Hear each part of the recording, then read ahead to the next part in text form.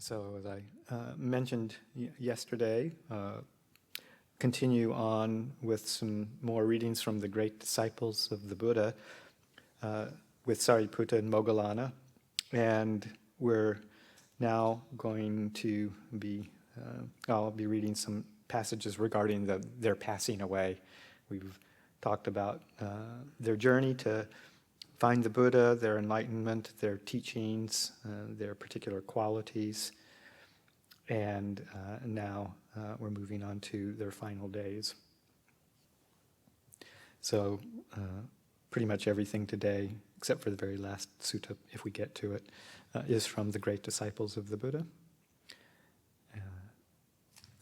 And this one starting on page 51.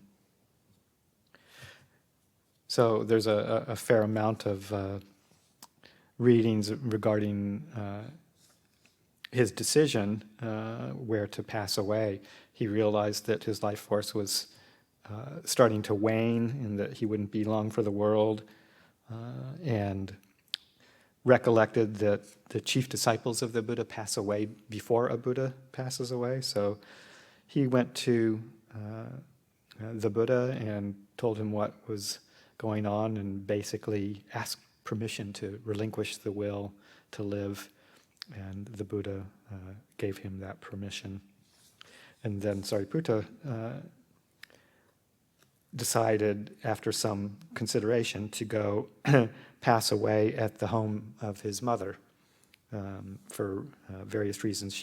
He kind of foresaw that she had the ability possibly to gain entry into the stream with some teaching. She had been staunchly resistant to his path and also the teachings of the Buddha. So up until this time, but he thought maybe he'd give it one last try.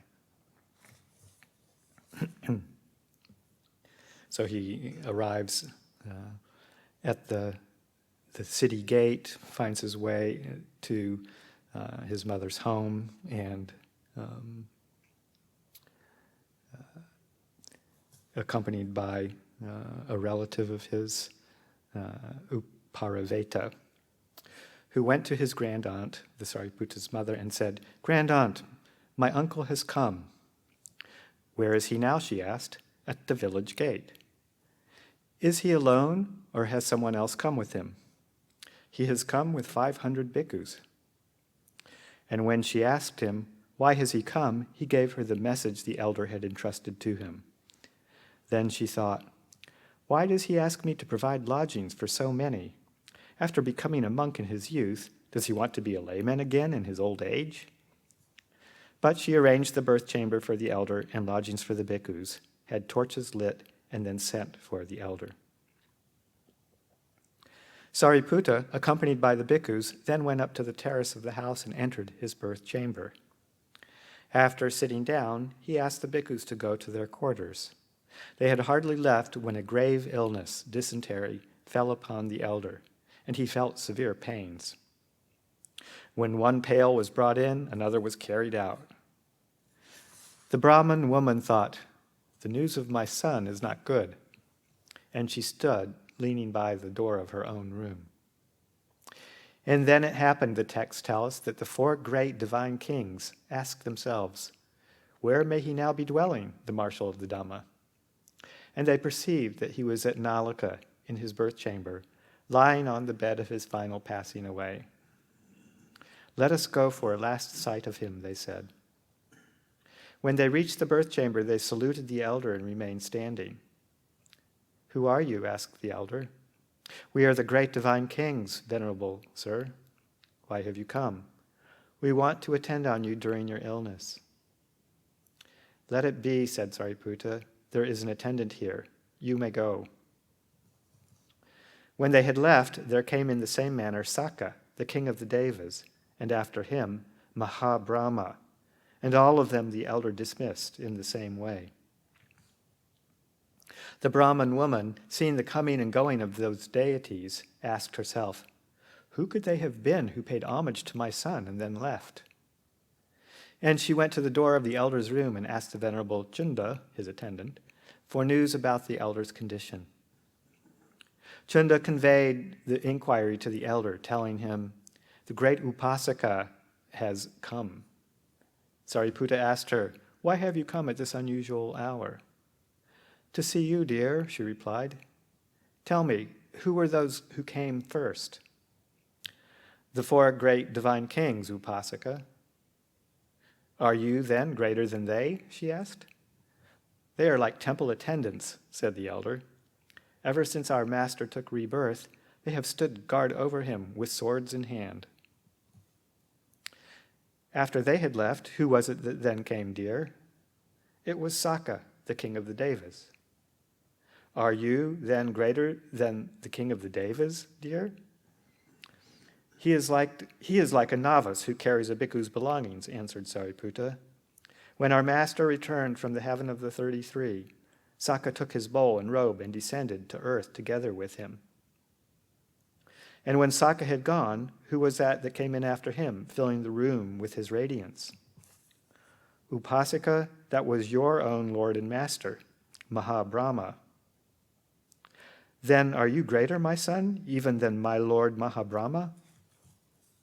"Yes, Upasaka. On the day when our master was born, it is said that 4 Mahabrahmas received the great being in a golden net." Upon hearing this, the Brahmin woman thought, "If my son's power is such as this, what must be the majestic power of my son's master and Lord?" And while she was thinking this, suddenly rapture and joy arose in her, suffusing her entire body. And then Sariputta gives her some Dhamma reflections, reflecting on the Buddha, his teacher. When the Dhamma talk was given by her beloved son had come to an end, the Brahmin woman was firmly established in the fruit of stream entry. So he was successful. So moving on,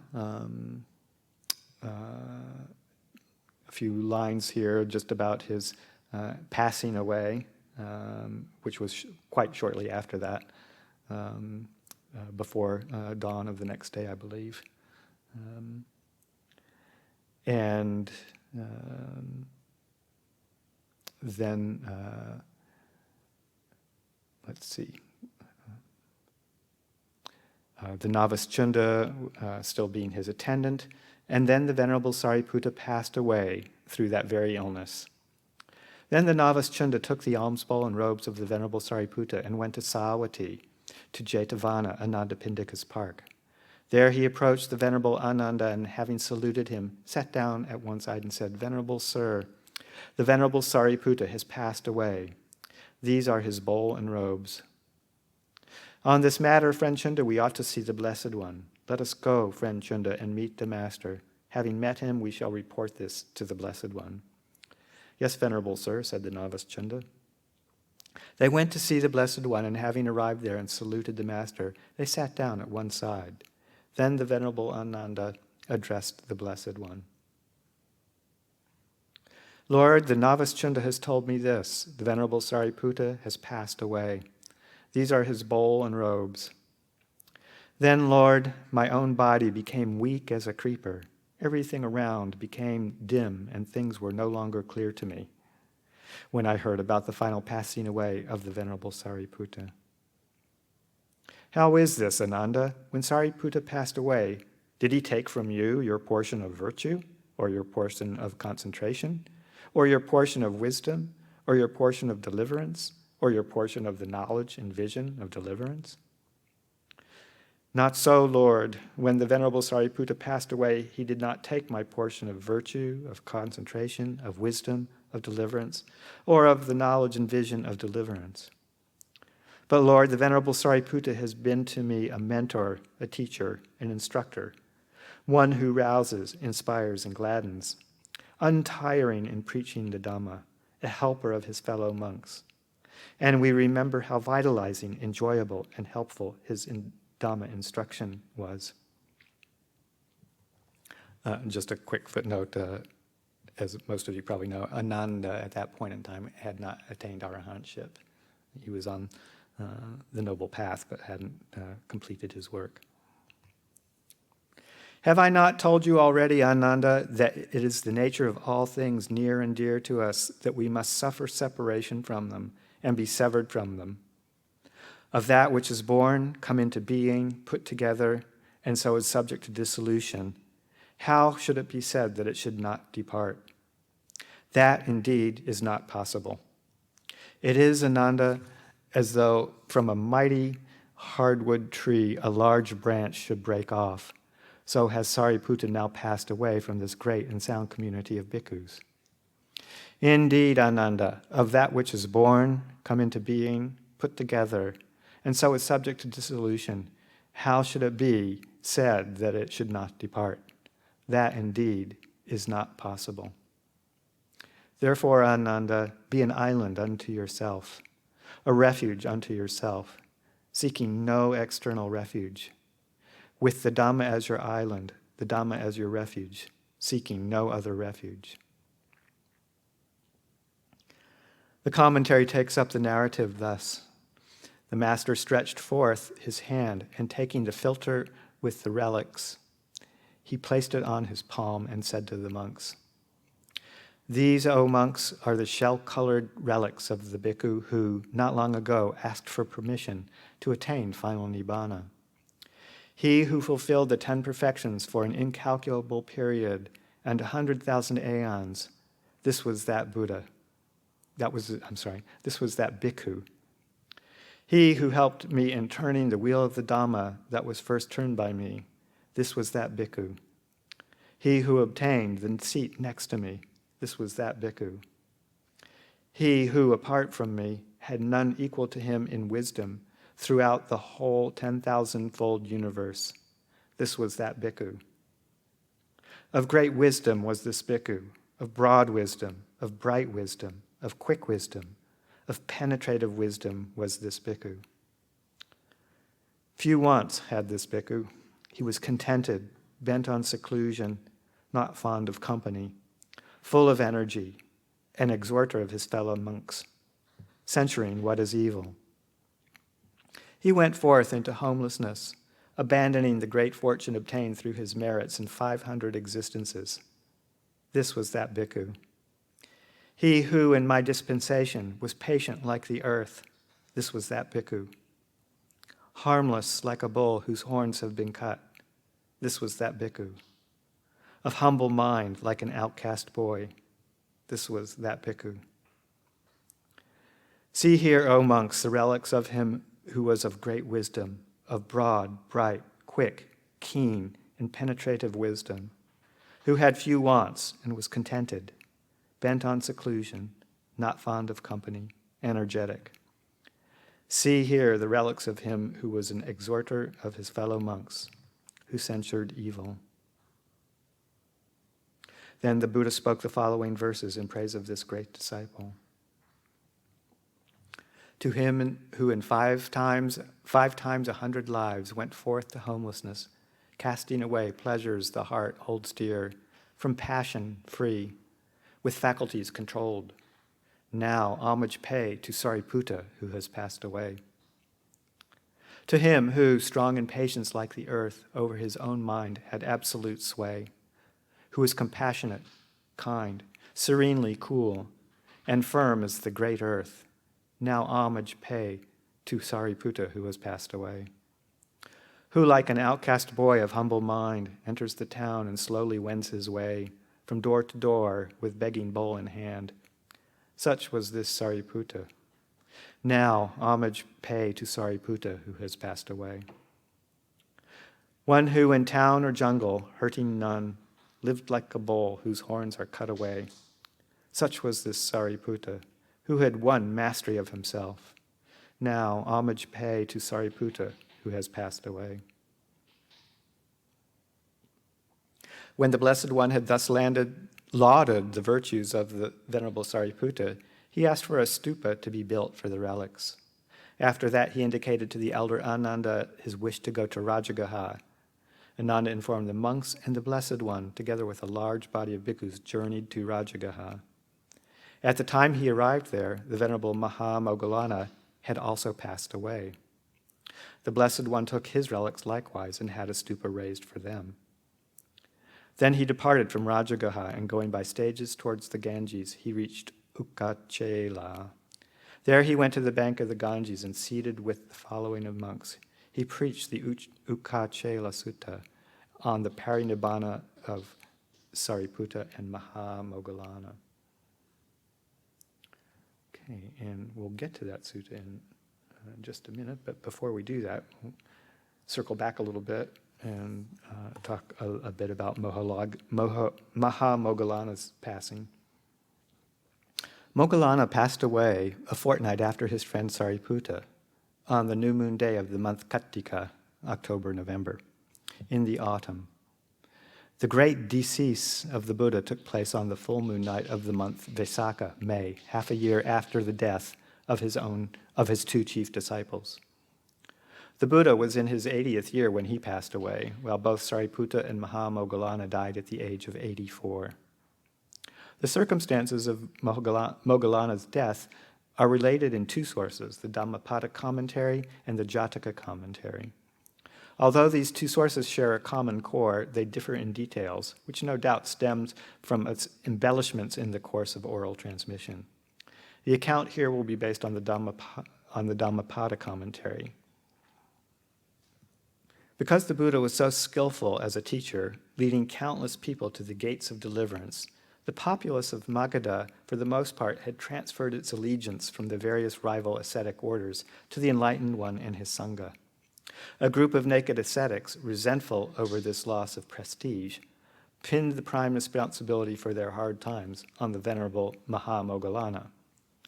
They believed that Moggallana had won over their own adherents to the Buddha's Dhamma, with his reports of his celestial travels, in which he related how he had seen the virtuous devotees of the Buddha enjoying rebirth in heaven and the followers of other sects, lacking moral conduct, suffering in miserable subhuman states of existence.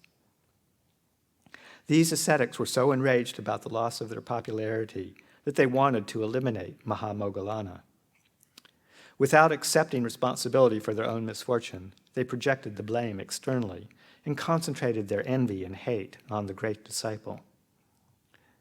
While the ascetics were hesitant to kill Moggallana by their own hand, they had no scruples about employing others to carry out their nefarious deed.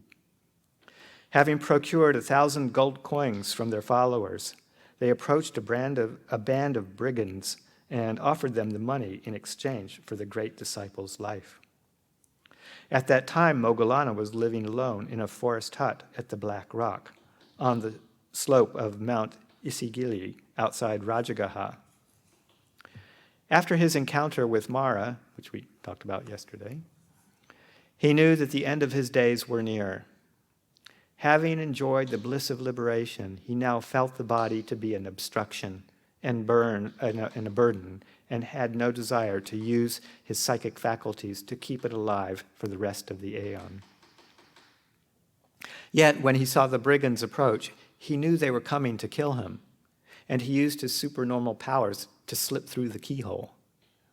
The gangsters arrived at an empty hut, and although they searched everywhere, they could not find him. They returned the following day too, but this time the elder soared up into the air and escaped through the roof. The next month too, the bandits came, but again they could not catch the elder. Moggallana's motivation in escaping was not fear of death. The reason he used his psychic powers to elude the gangsters was not to protect his body, but to spare the would-be assassins the frightful comic consequences of such a murderous deed, necessarily leading to rebirth in the hells. He wanted to spare them such a fate by giving them time to reconsider and abstain from their crime. But their greed for the promised money was so great that they persisted and returned again the following month. This time their persistence was, quote-unquote, rewarded For at that moment, Moggallana suddenly lost his psychic mastery over the body. The reason for this sudden change in fate lay in a terrible deed he had committed in the distant past. Many eons ago, in a previous birth, Moggallana had brought about the death of his parents. That heinous karma had brought him to a rebirth in hell for countless years, but it had not yet fully matured. A residue remained, and now, when he was in mortal danger, that residue suddenly ripened and confronted him with its fruit. Moggallana realized that he had no choice but to submit to destiny. The brigands entered, knocked him down, and pounded his bones until they were small as grains of rice. Then, thinking that he was dead, they threw his body behind a clump of bushes and fled, keen on collecting their reward. But Moggallana's physical and mental strength was formidable, and he had not yet capitulated to death. He regained consciousness, and by the power of meditation, he soared through the air and came into the presence of the Master. There, he announced that he would attain final nibbana. The Buddha asked him to give a final sermon to the community of monks, which he did, with an additional display of wonders and marvels. Then he paid homage to the Blessed One, returned to the black rock, and passed into the nibbana element without residue. And now, the last segment, the final word on Sariputta's and Moggallana's death is the Buddha's very well-known eulogy from the Ukkacela Sutta. Once, the Blessed One was dwelling in the Vaji country at Ukkacela on the bank of the river Ganges, not long after Sariputta and Moggallana had passed away. And at that time, the Blessed One was seated in the open, surrounded by the company of bhikkhus. The Blessed One surveyed the silent gathering of bhikkhus and then spoke to them, saying, "This assembly, O bhikkhus, appears indeed empty to me, now that Sariputta and Moggallana have passed away.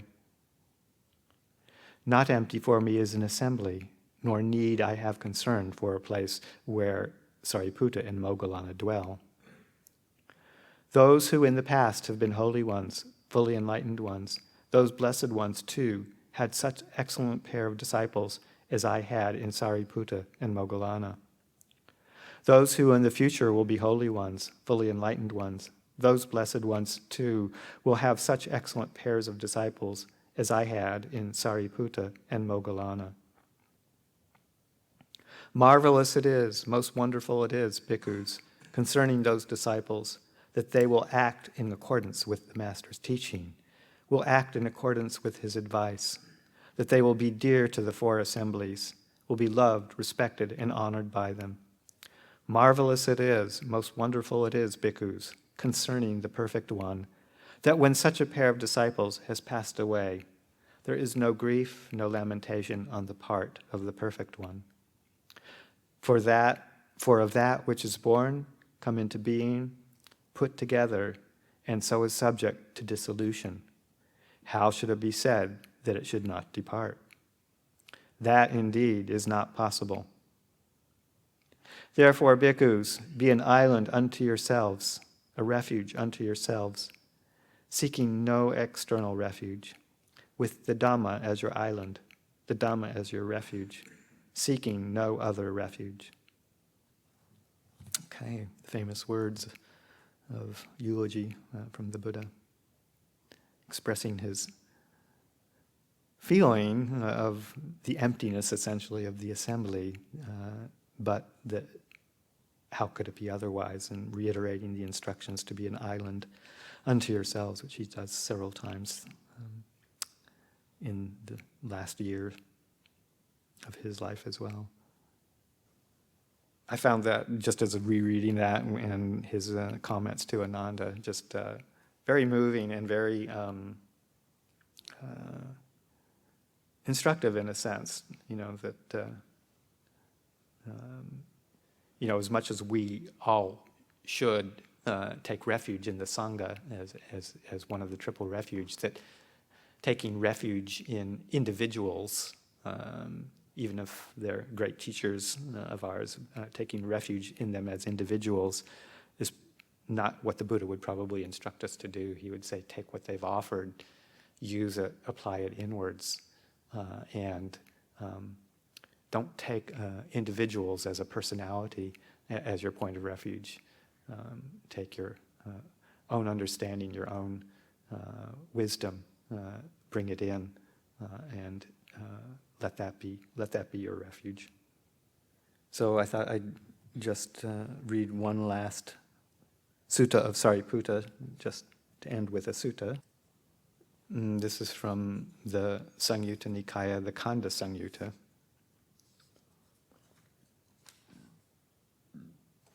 And it's Khanda Samyutta is chapter 22, and this is Sutta 122. On one occasion, the Venerable Sariputta and the Venerable Maha Kotthita were dwelling at Varanasi in the deer park at Isipatana.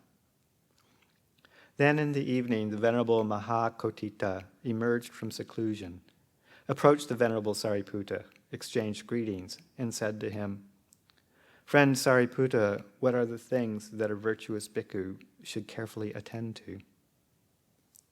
Friend Kotthita, a virtuous bhikkhu should carefully attend to the 5 aggregates subject to clinging, as impermanent, as suffering, as a disease, as a tumor, as a dart, as misery, as an affliction, as alien, as disintegrating, as empty, as not self. What 5? The form aggregate subject to clinging, the feeling aggregate subject to clinging, the perception aggregate subject to clinging, the volitional formations aggregate subject to clinging, the consciousness aggregate subject to clinging. A virtuous bhikkhu should carefully attend to these 5 aggregates subject to clinging as impermanent, etc., as not self. When, friend, a virtuous bhikkhu carefully attends to these 5 aggregates subject to clinging, it is possible that he may realize the fruit of stream entry. But friend Sariputta, what are the things that a bhikkhu who is a stream enterer should carefully attend to? Friend Kotthita, a bhikkhu who is a stream enterer should carefully attend to these 5 aggregates subject to clinging as impermanent, etc., as not self. When, friend, a bhikkhu who is a stream enterer carefully attends thus to these 5 aggregates subject to clinging, it is possible that he may realize the fruit of once returning. But, friend Sariputta, what are the things that a bhikkhu who is a once returner should carefully attend to? Friend Kotthita, a bhikkhu who is a once returner should carefully attend to these 5 aggregates subject to clinging as impermanent, as not self. When, friend, a bhikkhu who is a once returner carefully attends thus to these 5 aggregates subject to clinging, it is possible that he may realize the fruit of non-returning. But, friend Sariputta, what are the things that a bhikkhu who is a non-returner should carefully attend to? Friend Kotthita, a bhikkhu who is a non-returner should carefully attend to these 5 aggregates subject to clinging as impermanent, as not self. When, friend, a bhikkhu who is a non-returner carefully attends thus to these 5 aggregates subject to clinging, it is possible that he may realize the fruit of arahantship. But, friend Sariputta, what are the things that a bhikkhu who is an arahant should carefully attend to? Friend Kotthita, a bhikkhu who is an arahant should carefully attend to these 5 aggregates subject to clinging as impermanent, as suffering, as a disease, as a tumor, as a dart, a misery, as an affliction, as alien, as disintegrating, as empty, as not self. For the arahant, friend, there is nothing further that has to be done, and no repetition of what he has already done. However, when these things are developed and cultivated, they lead to a pleasant dwelling in this very life, and to mindfulness and clear comprehension. Okay, so should be clear now what you need to be contemplating all the way up and through and past arahantship. So I'll leave it there for tonight's readings. And wonder if there's any questions or comments. Got a microphone for Anthony. Ajahn, I think, I was listening to the Samadhi Sutta, and it goes through, I think, dependent origination all the way down, I think. And at some point it says that with the arising of the taints, there is the arising of ignorance. But right before that, I think it says with the arising of ignorance, there is the arising of the taints. Kind of like it goes in circles. And I forgot what the taints are. I mean, of course, I could listen to it again, but it would be good to, if you can talk about that. As a precursor to avijja, the rising of ignorance, because maybe if I may be remembering it wrong, but I thought it was the 5 hindrances that were the proximate cause for the arising of the... It's a different sutta. Oh, okay. The Samadhi Sutta talks about the... Samadhi Sutta, yeah, I mean, it's sort of, it's kind of like those, similarly, that image that actually Sariputta gives of the 2 sheaves of rice stacked together. They depend on each other, and it's the same as Namarupa and Vijnana, and they're all one of them. Only one of them can be taken away, and the whole thing falls down. And similarly, it's sort of the taints and ignorance are it's another way of looking at it, or they're not, and it's kind of similar. They are conjoined. They are not disjoined. It's another lens to be reflected on or investigated. So were you asking also what are the taints? Or Yeah. the asava is the Pali word. Right, yeah, one is ignorance and there are 2. Kamasava, bhavasava, vichasava. So the sensuality, the taint of sensuality, the taint of becoming, the taint of ignorance. So that ignorance and the taints are kind of there's an interplay there. Yeah, that's referred to, the Buddha refers to that on the night of his awakening as the final watch of the night, when he realizes the extinguishment or the ending of the taints, sometimes, the asava, sometimes translated also as the outflows. You see different translations. That's what realized. That's what he realized was the ending of the asava, which dispelled ignorance. Yeah.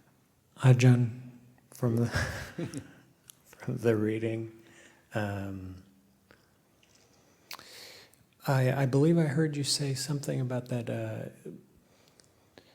You were reading an account from the commentary of the Dhammapada. Yes, yes. And I was just curious what Yes. what verse and chapter it was commenting on. Gosh, let's see. Verse and chapter.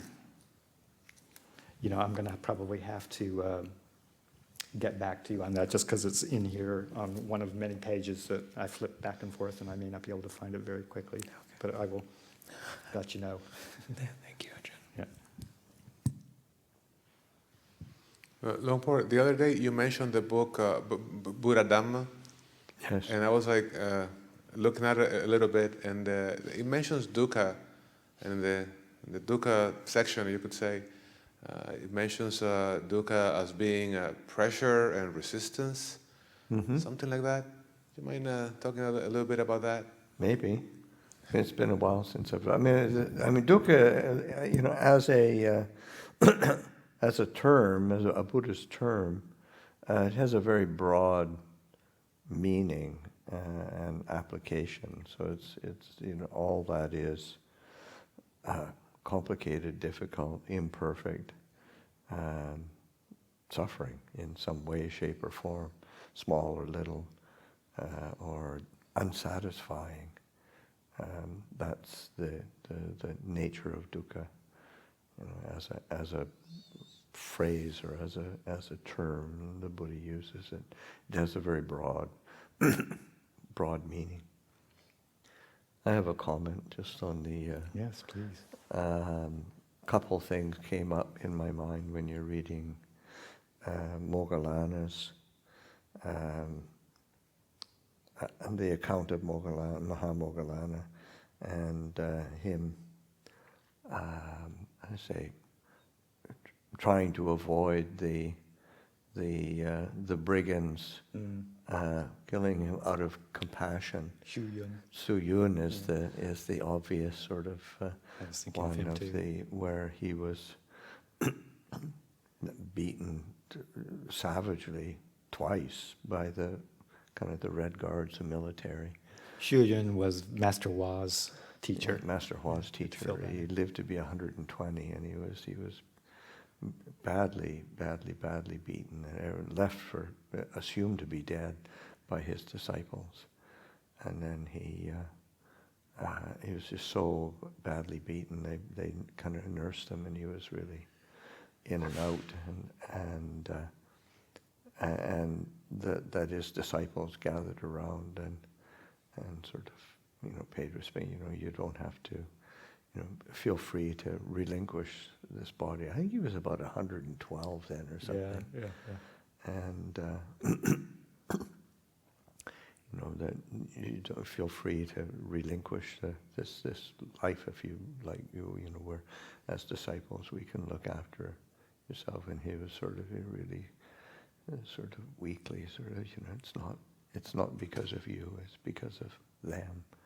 And he didn't want the people who beat him to drop into hell for killing an arhat. So it's these things that's in almost a modern time. Certainly that was in the 1950s. So within recent time, great beings. And then the other is like with Moggallana. Taking his kind of broken body and paying final respects to the Buddha, thought of Lumpur Sao, because Lumpur Sao he was well into his 80s, and he was quite sick, and he was on his last his last tudong sort of, and doing. With a bunch of disciples, and then and he said he wanted to go to Champasak, which is in Laos, and it's a pilgrimage site in Laos,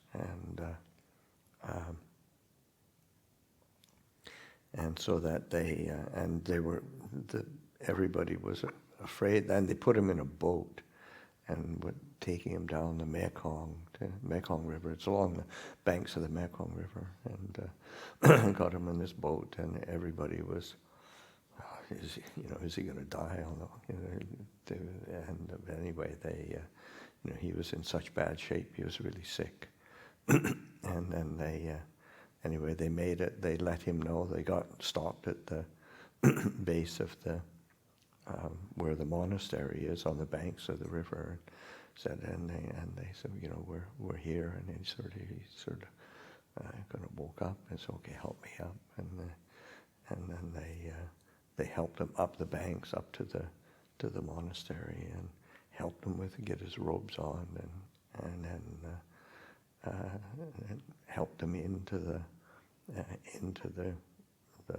Ukkacela hall where this very revered Buddha image was, and he bowed 3 times, and the 3rd time it seemed to be down for quite a long time.